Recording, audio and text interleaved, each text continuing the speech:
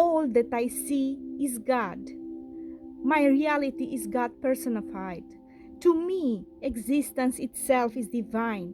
Every breath, every phrase, every moment is a reflection of something infinite, something that cannot be named, yet it felt deeply within the silence of being. When I look around, I do not just see the world. I see God personified in all things, the sunlight on the leaves, the laughter of a child, even the quiet ache of solitude. They are all expression of the same sacred presence. God is not distant. God is not confined to temples or prayers whispered in the dark. God is the pulse within everything that exists, the rhythm that binds atoms and galaxies alike. To see God is not to escape reality, but to awaken within it, to recognize that every fragment of life is infused with consciousness, meaning, and love. When I say my reality is God personified, I mean that the divine wears every face, speaks through every voice, and moves through every heartbeat. Every human being I meet is a mirror reflecting the infinite. In their eyes, I encounter fragments of eternity, pieces of myself that belong to something greater, something eternal. To love someone truly is to see God within them. To forgive is to remember that divinity cannot be broken.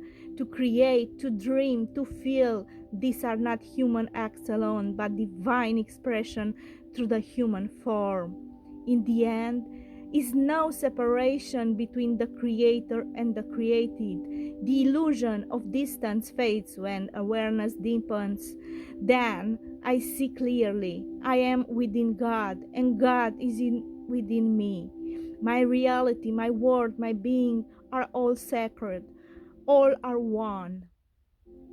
The perfect reality of God.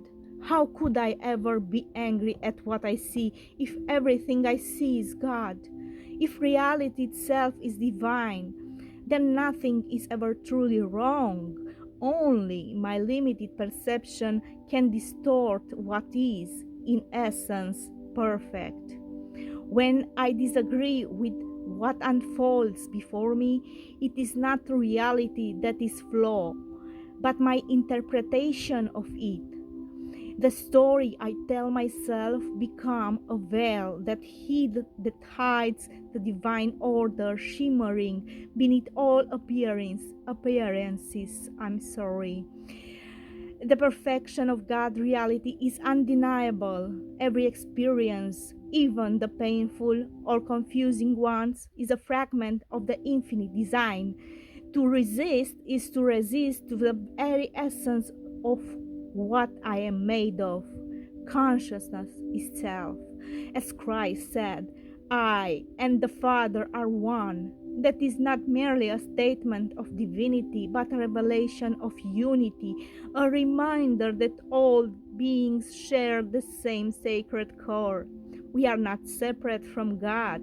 We are God in disguise, experiencing Himself through countless forms. Science, too, whispers the same truth in its own language. The double slit experiment showed that the observer changed the outcome merely by observing. Consciousness affects matter. The universe is not a cold machine, but a living field that responds to awareness. Likewise, discoveries like Higgs boson findings echo this mystery. Observation and intention participate in shaping reality.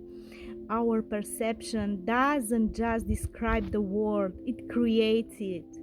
So, how could I be mad at reality when I am the co creator of it?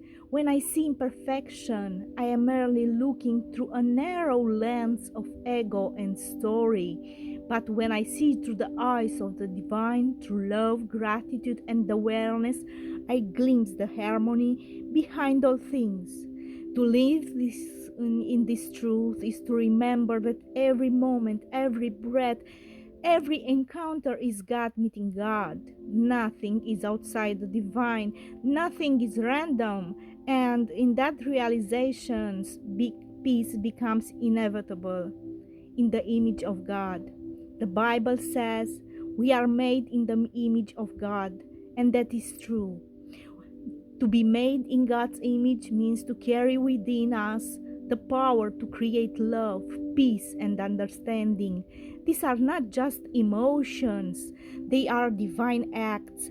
Every time we choose compassion over judgment, forgiveness over anger, and reflect the face of God through our own humanity.